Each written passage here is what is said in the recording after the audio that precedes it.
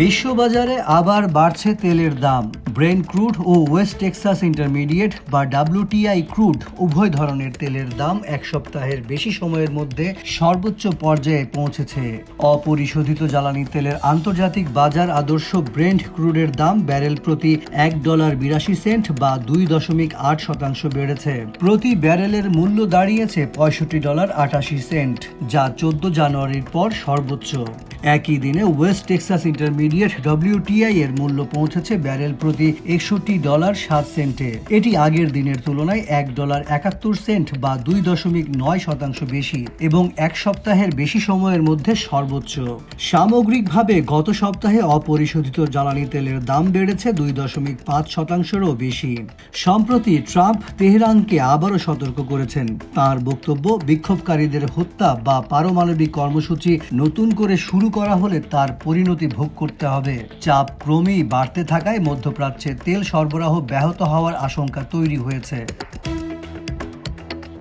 এদিকে বিশ্বের অন্যতম বৃহৎ তেল ক্ষেত্রগুলোর একটি থেকে উৎপাদন পুনরায় শুরু করতে হিমশিম খাচ্ছে কাজাখস্তান।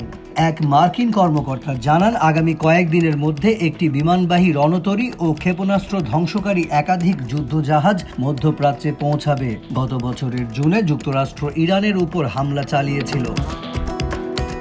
মার্কিন অর্থ মন্ত্রণালয় জানিয়েছে, ইরানি তেল ও পেট্রোলিয়াম পণ্য পরিবহনে জড়িত 9টি জাহাজ ও সংশ্লিষ্ট 8টি প্রতিষ্ঠানের ওপর শুক্রবার নিষেধাজ্ঞা আরোপ করেছে যুক্তরাষ্ট্র।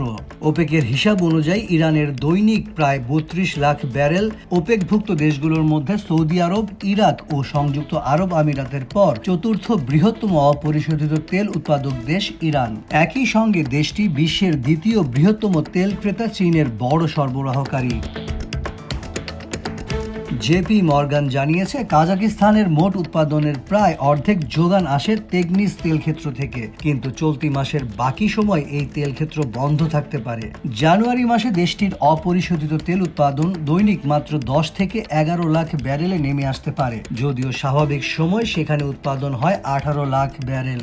গত সপ্তাহের শুরুতে গ্রিনল্যান্ড নিয়ে ট্রাম্পের অবস্থানের জেরে তেলের দাম বেড়েছিল। 2022 সালে রাশিয়া ইউক্রেন যুদ্ধ শুরুর পর বিশ্ববাজারে তেলের দাম $139 পর্যন্ত উঠে গিয়েছিল। এরপর থেকে তেলের দাম ধারাবাহিকভাবে কমছে। মূলত চীন সহ বৈশ্বিক অর্থনীতির গতি কমে যাওয়ায় তেলের দাম বাড়ছে না। এমনকি বাজারে ভূ রাজনৈতিক উত্তেজনার প্রভাবও সেখানে পড়েনি। এক্ষেত্রে ওপেকের ভূমিকা গুরুত্বপূর্ণ।